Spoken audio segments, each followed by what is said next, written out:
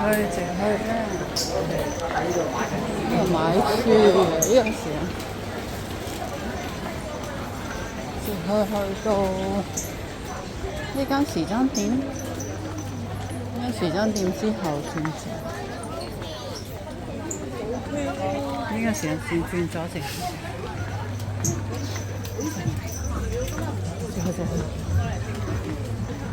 好多店買好多店行嘅呢頭其實，呢個直行嘅 local 商場，呢啲咁嘅鋪貼就係我嘅係再要直去嘅，一直去嘅見到啦呢頭。咁啦，我今次影一片行過去啦，因為呢頭咧係有呢個係72號，我係71號。兩間拍住嘅，我就左邊呢一間嘅。拍張我喺右邊呢邊，右邊呢邊嘅，我都成個月冇嚟執服。我喺呢頭，呢邊咧就係我嘅，畫得好整齊咁樣，好似先偏呢部先啊，嗰啲。有啲大嘅喺度唔見晒。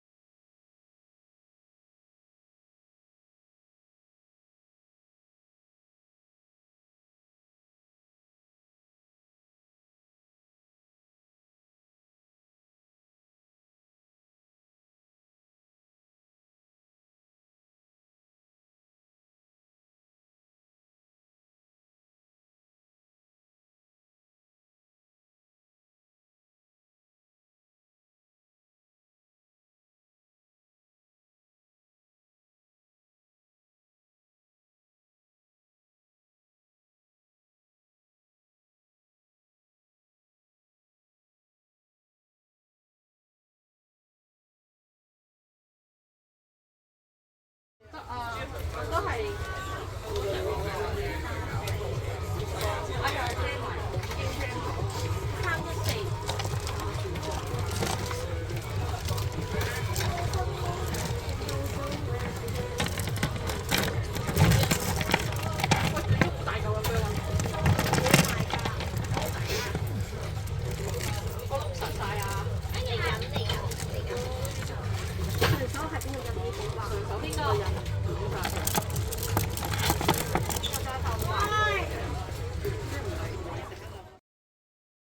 大家好啊，我係阿 May，呢間店嘅店主。以下呢條片呢，就同新客戶啦講解我寄貨之前呢會點做嘅，點樣去確保你100% 收到你嘅貨品，而你收到嘅貨品100% 唔會出錯㗎。每一次呢，我寄貨之前呢，我都會好似而家呢個片咁樣一片過。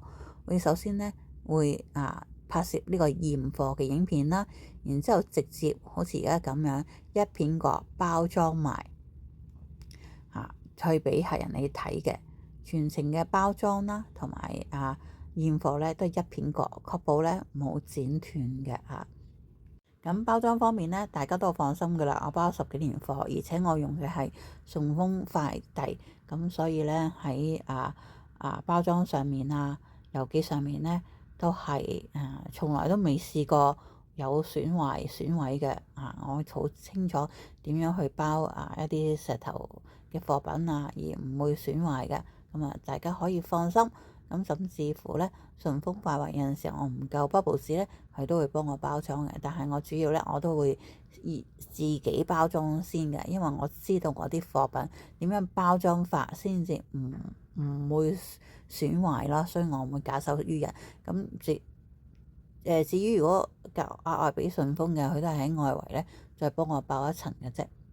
然之後我會寫上客人所有嘅資料，直接一片過去俾大家去確認無誤，我先寄出嘅。咁樣咧可以確保客戶咧，你100%咧係收到你要買嘅貨品，而唔會少嘅。咁我咧亦都可以咧確認到咧，我包嘅貨品咧係客人要嘅，冇錯嘅，係唔會少貨品，因為保障到你同埋保障到我嘅。客戶確認到驗貨同埋包裝影片之後咧，我就會攞去順豐郵寄噶啦。